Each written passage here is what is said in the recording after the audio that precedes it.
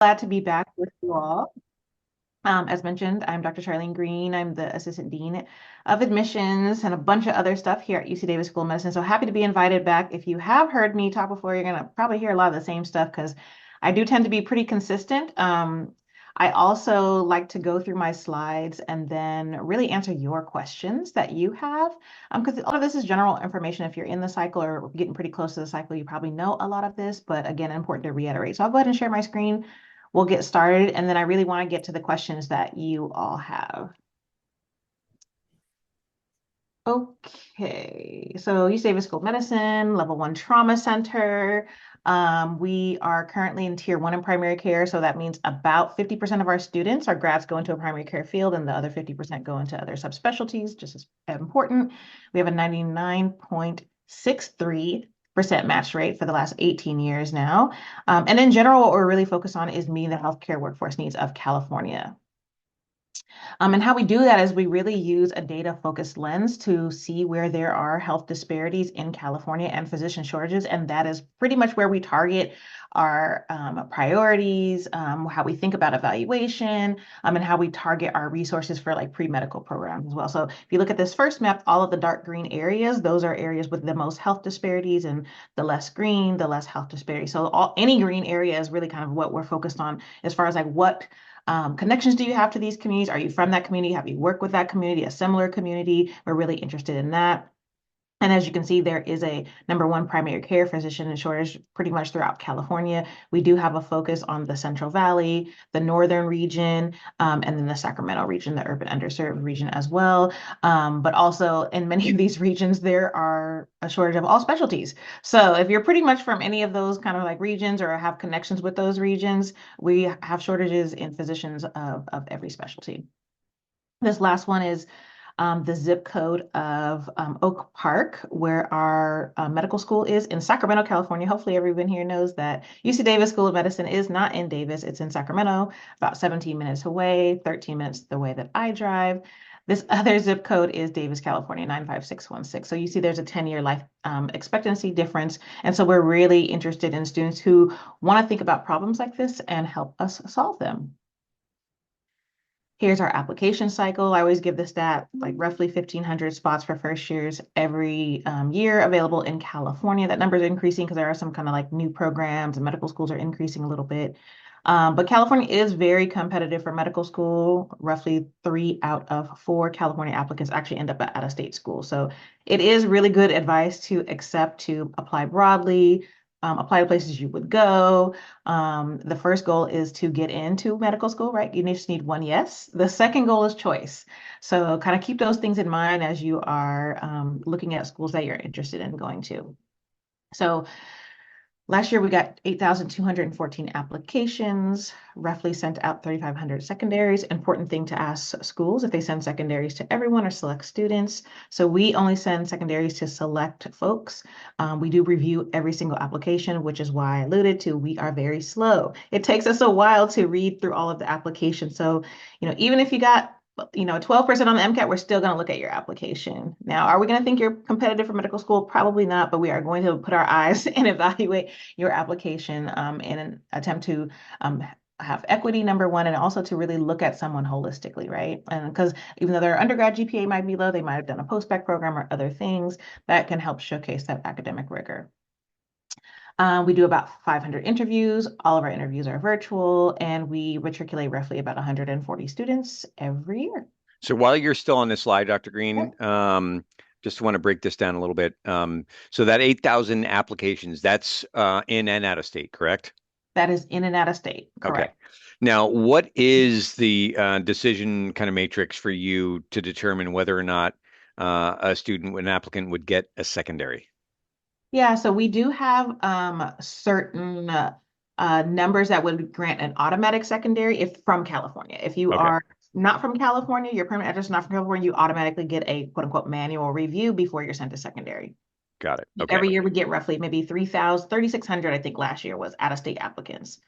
So you have to have definitely some mission alignment, strong characteristics, or like won the Nobel Peace Prize or something like that if you're from out of state. Or you have to have had direct connection to a California community. strong connections. Are there metrics kind of screenings for in-state applicants? Like we just met with USC, for example, earlier this morning, and their Yeah, 506, I think, was their red line for cuts for yeah. secondaries. Do you have a similar kind of thing We at do not Davis? have that cut for secondaries. Now, there is like when you get a secondary might differ because some of those California residents, so we do have some metrics that we look at to offer quote unquote automatic secondaries.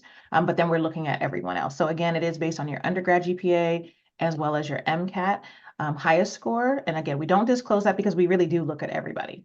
Got it. Um, so once, like, so again, if your undergrad was a certain, like, not didn't meet that certain threshold, then we're looking at like, did you do a grad program? Did you do a post-bac? Whatever. Got it. Or did you have upward grade trends and you just really struggled? So those are the things that we're looking at. Now, I see you had the 500 interviews. If memory serves, I don't have MSAR up on my screen, but if memory serves, there's something like 5,200 or so California applicants. That's correct. Um, and out of the 500 interviews that you extend, what's I think I may have asked you this even last year, but what's roughly the melt? And what I mean by that is, Yeah. like how many offers, what are the odds of getting an offer of acceptance after you've interviewed? Like Mhm. last year, you had 140 matriculants. How many offers went out total from Davis? Yeah, great question. So I always tell people if you get an interview, you actually have a pretty good chance. It varies from year to year, but we typically do roughly about, I would say, since I've been in admissions now almost 7 years, we've done to get a class of 140-ish, we've only taken 15 people off the wait list, that one year when applications were wild. But typically you almost have a 50% chance of Okay, getting off the wait list. So wait good to list know. is definitely a good thing. It is not a bad thing. You definitely still have a pretty significant chance of getting in. Good. Okay, thank you. Mhm. Okay. Briefly, requirements for the School of Medicine at UC Davis, MCAT within 3 years. That is more of a concrete kind of policy, but we do provide exceptions that can be proposed to the admissions committee. Like, let's say you took it more than 3 years ago and you had a really strong score and everything else is fine, or whatever you were in the military. We've had different situations like that. So, but most people don't have problem meeting this MCAT because all schools pretty much require recency in MCAT. A bachelor's degree, not doesn't have to be science-based, but a bachelor's degree. We do require the AAMC preview exam is a requirement for us. And then a year of bio, year of Gen Chem, year of OChem, or you can do biochem for that requirement, and then a year of general physics. Those are our requirements. If you have taken SJD before, you don't need to take it again. We just need you to have one score. You can be offered a secondary with no preview exam, but you cannot be offered an interview without a preview exam. Okay. Here are Can the you things. talk? Can you talk? I get kids with heads in their hands about these Yeah. SJTs. And Yeah. I would suspect that there are some kids, maybe even in the panel here, who likewise have kind of questions. And I know it varies from program to program. That's often my kind of mantra, right? But can Hmm. you talk about, like, I had a really, really Sure. bright kid this morning who completely flubbed her Casper. But Mhm. can you talk about what role does the preview, in your case, play in your deliberations? Is it more noise than signal or vice versa? Is it a really significant part of your deliberative process? Can you talk a little bit about that? Yeah, I say we try to make it more so. It is still a new tool, the AAMC version of the situational judgment test. And so we've been part of the pilot program since 2020. So we're actually still like researching and looking at data because now some of those students are now like clerkship years. Because again, we're trying to really assess and as a part of advocates for this holistic review, try to really put weight on things that are non-academic metrics, right? But create these metrics to where we can look at professional competencies. So it is just one piece in the holistic review. We would look at like all other numbers on your application, like activities on your application. It's not going to seal the deal if it's like you didn't do well on preview, but everything else in your application is exemplar. So please don't stress out over that because I think people over preparing. I think if it was between the MCAT and preview, people are going to look at probably your MCAT more so because, right, it's like I guess, I don't want to even say tried and true, but it's a more recognizable metric in deciding will you be able to do well in medical school, right? But we do want to um, also look at these other things because we know it takes more than just being really, really smart to be a good physician. A good medical student versus a good physician is two very different things, right?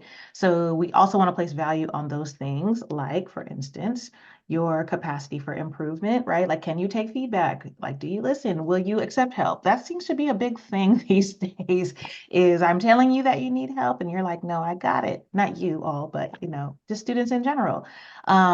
Medicine is probably like the hardest thing you'll ever do. Like it is hard. And so hard things are hard. Go in with the expectation it is difficult and you will need like formal help, a community, probably a hug. Like it is a really hard thing. So again, we're looking at these things, your service to other, your social skills, how you can be resilient and adaptable. Do you understand the scope of other healthcare professionals on your team? So that's why we want you to have these clinical experience and research experiences. It's not just like for a checkbox or for funsies. It's we need to know that you understand what these environments are like and that you've been able to mature and grow and professionally develop in those areas, in those spaces. Is there any questions on SJT specifically that I can help answer or anything I've covered so far? No, I think that's great. I mean, what I usually get, like I said, is that the kids who are, strong with metrics, even extracurriculars, clinical experiences, et cetera, and they think their goose is cooked because they got a 2 or a 3 on the preview, and they're like, oh, should I just start my reapplication process right now? And I'm like, Definitely not. yeah. Definitely not. Definitely not. And again, there's still like I think less than 30 schools doing preview right now. So again, you should be applying broadly. Anyway, but preview is definitely not going to be like the one thing that's gonna like keep you out. We're looking at this with the rest of your application truly. I mentioned already that UC Davis does have a mission alignment to certain communities in certain areas. So our HPC programs are a 3-year primary care program. So if you absolutely know you want to do primary care, you've had experience with underserved communities, you'd be a really great candidate for that. It's an accelerated program, and it is fully funded by UC Davis School of Medicine and Kaiser Permanente. So tuition and fees, not full ride. Rural Prime is exactly what it sounds like. It's focused on rural communities and typically the northern region, so Shasta area and above. And now we're actually expanding to the coastline as well in our new partnership with UC Santa Cruz. SJV Prime, now called Reach, is focused on the northern Central Valley. I have so many slide decks. I've changed it on like 10 slide decks, but clearly not this one. But it's focused on like Galt, Modesto, Stockton, Lodi area. Was there a question? No, okay. Teach MS is an urban underserved program, and those rotations are actually done about a mile and a half away from our campus. And our newest program, Tribal Health Prime, is focused on Native and tribal communities. So with all of these programs, there are faculty mentors, supplemental curriculum, and clinical experiences in these communities, embedded in these communities. The hope is that you would have connections to these communities, interest in these communities, and then we would help continue to foster your growth in serving these communities personally and in a clinical way. Question?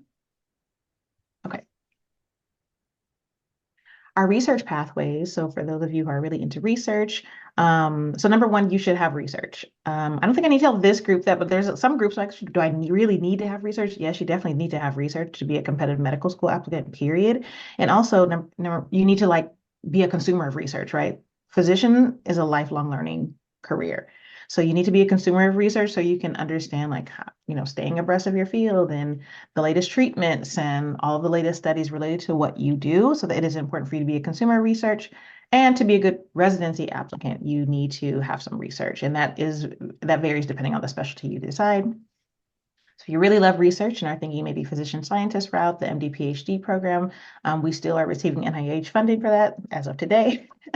And so that is an 8-year program, 2 years with your medical school class that you come in with, and you'll do 4 years of PhD, and then come back and do a clinical refresher and finish your last 2 years with us, including a year of clinical rotations, and then participate in the match and acting internships, et cetera.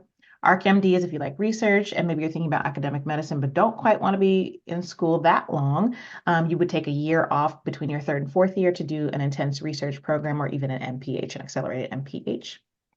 And then you would have research programs longitudinally throughout your 5 years in medical school with us. Okay. I do have a question actually about research because I get this question all the time. Yeah. And I tell students, listen, it really is, research is an important part of the competitive candidacy. Mhm. Is it a compulsory? And what I generally tell people, listen, clinical experience is compulsory. If you had no clinical experience, there's no way you're able to satisfactorily answer the why med question, right? I don't think of research as being as compulsory, particularly now that may impact your school's list. If you have little to no research as an undergrad, but can you talk about how Davis, so when you're looking holistically at an applicant, to what extent, you mentioned the mission orientation of Davis a little earlier. To what extent does research Yeah. weigh in your deliberations there at Davis? Yeah, I think so. Again, when we're looking at applicants holistically, we want to build a class with diverse perspectives, right? So we need researchers and we need people who want primary care and we need people who want to serve rural areas. Like all of that's important. And so you might hit a different box for different people who are reviewing your application. One of the good things about our process, another reason why we're very slow, is by the time you actually get to matriculation at our school, no less than 30 people have interacted with your application. So really 30 people are coming to the conclusion that you are in that, 2.1% that gets an acceptance from our school, right? 1.8% matriculate, 2.1 actually get an acceptance. So for research, again, important to be a consumer of research for the reasons that I just mentioned. But I don't think we're as focused on that as maybe other schools are. Like if people are thinking like, do I need wet lab research specifically? Like community health research is fine for us. We want to know that you know the concepts of research and know how to do research. Um, I would for me, I would highly value like the lived experience of someone and how they apply that to medicine. And then sometimes people have these awesome research opportunities, but they really didn't get any development from it, right? They did what they were supposed to do. They're really smart. They have 100% MCAT and a 4.0, but there wasn't anything meaningful or inspiring that they got from this research that then they wanted to then apply in, their career as a future physician. So I think for us, it's more so about when did you know you wanted to do medicine? What have you done within your scope as a pre-med to foster that growth, to build your passion around this field? That's what we want to pull from any activity, whether it's research or clinical. And then, like, what are you going to do with this, right? What do you plan to do with this? What are your intentions? Okay. So let's go a little bit into just generally how we do holistic review, our EAM model. So again, not created by UC Davis, but a term and a methodology that comes from AAMC to give some level of standardization to how schools review applicants because, right, everybody wants something different. It's hard enough for applicants to figure out. So of course, everybody implements the EAM model a little bit differently, but in a general sense here, the things that we're looking for, right? So when people say like, what should I put on my application? Anything that makes you you and was important to your journey. So that could be, being a scribe, being a medical assistant, being an EMT, being the president of your pre-health club. That could be being a waitress or being a lab technician. That could be being a classic pianist, being doing ballet or some type of having passion for dance. One of my students that just graduated now at UCSF, he was like on world dance, like competition show or something like that. So again, we want real human beings, but whatever you're doing that makes you you, right, is what's going to make you good for medicine because you're building who you are as a person, right? That has good coping skills, resilience, perseverance. So think about the things that are going to translate well into bedside manner and patient care, right? Collaboration, teamwork, patience, understanding and openness to different perspectives. Those are all things you gain by just being with the people, being among the people, right? So think about what you do that you love and are passionate about and what brings you to spaces and helps you heal, helps you grow, helps you develop professionally. Put that on your application. Okay. So the attributes here are some general things that we're hoping to glean from your application, right? From your preview exam, from your activities, the number of hours you did, or what you found most important, right? Like you may have done this 2,000 hours of research, but what you found really important is the 300 hours you did, working with as an advocate for foster children. What is that called? CARES? Is that called CARES? Special CARES advocates? Um, those types of things, right? Maybe that was the most meaningful thing to you that makes you want to be a pediatrician. So again, the attributes is what we're trying to glean, what we're trying to understand. And that motivation for medical career, I always say I need to put that number one because that why medicine is important. Um, Hopefully I don't need to tell you all this. If you've heard me speak on any platform, I say this all the time. Like, please do not sell us a tragedy. That's the thing that people have been doing now. It's like, my dog died, my mom died, everybody died, my neighbor died. And it's like, if things have truly affected you, number one, yes, you can talk about it in a vulnerable way. But make sure you're not using your important real estate and your personal statement in other areas of your application to explain these things, but then you never got to why medicine, right? So it's like, now I'm very sad, but I'm not sure why you want to go into medicine. I just feel horrible for you, but I'm really not sure why medicine. I'm seeing this a lot. And also this year of reading, like, the AI stuff is like really crazy this year, just so you know, like, we read a lot of applications and we can really tell. And I'm not saying however you do it to start or get ideas, whatever, but yeah, you do need to edit. Like, please don't just copy and paste. Like, it's So, very ugly Dr. this Green, year. I am so glad you brought this It's up. And very I ugly this can't year. believe I have not asked this question in other, meetings with deans. Um, Yeah, I mean, any student who works with me on their PS, they're gonna know how I feel about AI stuff. There's a kind of a certain banality to AI writing that you just see over and over and again. But I Yeah. am curious, since you're here and you brought it up, do you run, do you do any kind of AI detection in any of the application materials, or you just think that's AI? I don't even need to do a GPT detect. I mean, clearly. Well, and so we haven't now, but we're definitely looking into systems, as most schools are. It's a really hot topic in all of our medical education Yeah. conferences right Yeah. now, just like authenticity and then access and equity, right? Like, Yep. people who know, and people who don't. Hmm. I also teach at the community college, so I have systems there too. Hmm. But because I grade so many papers, both at the community college and read so many personal statements, I can point them out very Yeah. easily. So again, I'm not saying that's not something we've like incorporated in training with our admissions committee yet, because it's still very, I guess it's not new, but it's like, knowing about it and knowing what to do about it is two different things. Yeah. Yeah. But Yeah. you don't want something like that to prohibit you from moving forward, for sure, because it only takes one person, me, to know about it and be like, this is not authentic. This is not Yep. genuine. This language does not match. And my favorite subject was English in high school. And Hmm. so Yeah. again, I'm a different beast. I read a lot of applications. I'm So a recovering English professor, so I get it. there you go. And the best thing is to be your authentic self. That is how you're going to stand out amongst other, because ChatGPT, I'm tired of reading the same thing. I'm so tired of it. It's going to tell you the same thing because everybody's using it. So, and it wastes my time. It wastes my time. I have 8,000 applications. So just be yourself, be authentic. That's the best thing you can do, because then if you get to the interview portion, which our interviews are blinded, so people are not reading your application, but the final decision committee is reading your application as well as the interview comments and scores, and we can see where there's misalignment a lot of times too. So just be aware of that, because that honesty and integrity piece is really important. And don't get me wrong, I think AI is great. AI is making a lot of stuff in the clinical, like the clinical areas, very efficient. But it's also like bad. It like puts people out of jobs and stuff too, but whatever. Anyway, different rant, different day. Okay. Metrics. So so we get a whole bunch of numbers basically. We get like your GPA, your GPA, your BCPM, your math science GPA, your all other GPA, and then everything together, and then your graduate GPA for literally like every year you've been in school, your trends, all of those things. What we look at first is kind of your undergrad overall, and we look at your undergrad BCPM, and that's inclusive of if you took a postbac with undergraduate units.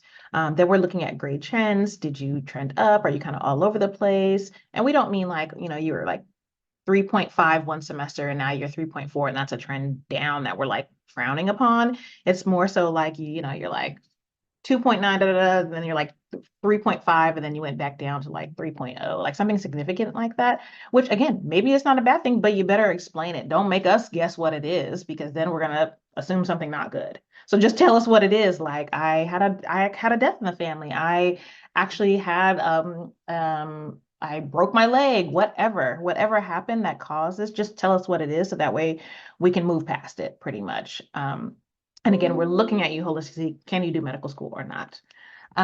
Your course load. We're looking at your MCAT, every attempt, your individual scores. And we're looking at, your trend too, if you took it multiple times. And then we're looking at post-bac and graduate degree work separately as well. But again, just trying to assess, like, can you do this academically or not? Okay. So by the time you've gone through an interview, we're looking at all of this stuff. We're looking at everything in your application, your mom's name, your dad's name, what they did for a living. We're looking at how many people in your family. We're looking at all your letters of rec. We're looking at all of your interview assessments and scores. And again, ours are blinded. So our interviews have questions have nothing to do with like medicine specific, because hopefully you're coming to medical school to learn that. But we are trying to, it's not necessarily we're looking for a right answer. There definitely is a wrong answer, but where we're really looking at how you like do critical thinking. How do you think through things? And let me tell you, as someone who also interviews, like some of y'all reading straight off ChatGPT, like in the interview. I'm like, it's too much for me. It's very overwhelming for me to keep a straight face. So that is not being yourself. Okay, that is a surefire way to give a generic answer with no examples from your experience, right? Because you want your whole application to line up. Even though these interviews are blinded, we're going to look at everything together and see where there's alignment and where there's misalignment. So you want to make sure, again, I'd rather have you super nervous. And that's why we give you time in our MMI, like to organize your thoughts, create some bullet points so you can create structure for yourself and stay on task, but definitely don't plug it in to chat and like just read off of that. It's a very bad idea. Okay. Most of the stuff folks don't need to know most of this for where you all are. So you should have a network already for your letters. You should have already kept documentations for your activities. We already talked about telling a whole story. I definitely talked about being authentic and vulnerable. Um, and then the last part, which I know you're already working closely with your advisors, have people who look at applications, look at your whole package, right? Your parents, your sister, your grandma's gonna be like, this is wonderful, honey. Listen, you need to have people who get people into medical school look at your application to show you where there's misalignment, to show you where, you're being a little too transparent here, you're sharing a little too much. And also just question you like, hey, this is a really like deep story you told in your personal statement. Will you be able to talk about this without getting choked up, without crying in an interview? Because I have also had that when I've helped other schools with traditional interviews, right? So don't put in your application if you're not going to be ready to talk about it and you're going to like lose it.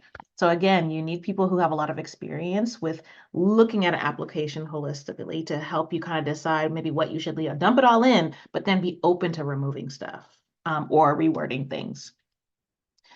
Um, I love how you're meeting with so many admissions folks because medical school admissions is like learning another language. Like this is the Rosetta Stone, Duolingo, what my daughter does, of kind of the world, right? So like you really need to be connected very closely with and many like healthcare career fairs, things like this. The All Access podcast done by my colleague Christian at Case Western is really great. You just hear from like admissions dean. So I tell people put it on while you're running or you're cleaning up your house because you need to be hearing the language that you're going to be regurgitating back in your interviews in a way that's thoughtful and correct, right? But there's a whole bunch of resources here, so please check out like some of these things because they might be helpful for you. I'm actually going to be on Premed CC tomorrow evening. I love working on Friday nights. But I really like that. It's all their videos are on YouTube as well. So, and it's not just for community college students, it's pretty much for anybody, but they have a lot of access to folks too that you can just kind of listen to in the background. One quick plug for access and accommodations. I'm actually on a national committee for I work with the Docs with Disabilities Initiative. So if you do have any disabilities or you need accommodations, please make sure you let us know if you need it for the interview piece or if you think you'll need it like once you're in, just let us know early so we can make sure we prepare those things for you. So because you have a right to your medical education, right? So we want to make sure that we emphasize that we are open to this. We have policies in place, we have processes in place, and we want to make sure that if you do need accommodations in any way, as long as you meet technical standards, we will be able to provide you reasonable accommodations. Okay. And that's it for me. This is our admissions information. This is my email. I do 15-minute advising appointments on Mondays and Fridays for prospective students by phone only. But make sure you use those sparingly, like you have a real specific, unique question, because obviously there's 8,000 of y'all. I can't talk to everybody, but if you do have a unique question, please feel free to shoot me an email and I'll send you my scheduling link. So, a couple of things. One, I love the fact that you plugged Christian's pod. I actually just sent you may have heard the episode he did within the last week or two with Dr. Mehta at Case, we actually met with Case early in the summer, and Christian popped by, and they were talking. Dr. Mehta and Christian were talking about things to consider when you're doing an interview, like talking to the green dot on your camera as opposed to, Mhm. talking to the monitor over on the right. But so I really appreciate your plugging that. I know some folks joined a little bit late, so maybe for those who did, we kind of laughingly talked about your process. There's a lot of cooks in the kitchen when it comes to ultimately making your cohort. Um, to help me manage expectations of my own applicant pool, and you are the second or third most popular application destination for gauchos. I think that when I looked at double AMC this morning, there's 179 gauchos, I think, in the Cool. application pool out of my Very cool. 242, I think, who are totally, or 243 verified applications thus far. Um, Talk to me about timelines. If you haven't gotten an interview yet, no need to panic. When are you doing, how late are you extending interviews? When can you kind of conclude, all right, Yeah. Davis is not happening for me? Yeah. So if you missed it, we are slow. Let me tell you how slow we are. Our first interview is this Friday. So definitely don't freak out. If we take forever to screen, because again, we do a really thorough job. We look at every single application. We give secondaries all the way to January 31st. We're one of the later schools that interviews. We typically interview all the way like the first week in April. We are slow. I'm working on it. But there's just a big volume. And everybody's into their wellness now. So getting faculty participants for screening and things like that has been more challenging over the last, I would say, 2 years. So we want to make sure we give like good reviews. You're putting a lot of time into your application and a lot of care. So we want to make sure that we're actually taking our time and looking at every single application thoughtfully. And so that is what we're doing. So yes, And all the way till January 31st, can secondary. you talk about, there's a lot of movement, particularly when we start hitting the traffic rules date in the spring, right? I Yes. know a student I work with who got an offer to UCSD and the first weekend in August, she heard from their Yes. admissions team. Yeah, So can you talk a little bit about like, hey, you can keep hope alive even into the summer months. this It's is awful, true. but It is right. awful. It is awful. So definitely like prepare your application for the next cycle for sure. But yeah, we've taken people all the way up until the day before orientation, which is always the last week of July. So typically July 1st, I email everyone out of respect and courtesy, and I just say, hey, our class is pretty full. If you'd like to stay on our wait list, just in case a spot opens up, please let us know. If not, go ahead and drop. If you don't respond, we're going to drop you by this day. So I usually have a good, I would say 50 people who like still want to be considered. Yeah, yeah. And we do everything in an algorithm. So Okay. our wait list is ordered, blah, blah, blah, blah, blah. So Okay. all the way up until the last day before orientation, we do accept So applicants. you do have a rack and stacked wait list, That right? is correct. Okay. And then Yeah. last question before I stop the recording and take questions. I know there's a pen or a student on this panel who took their MCAT in August of 23. They're not an applicant in this current cycle, but that student would not need to, at least for Davis purposes, would not need to retake the MCAT, correct? If they were to apply next cycle. That is correct. Okay. Very good. All right. I'm going to stop the recording.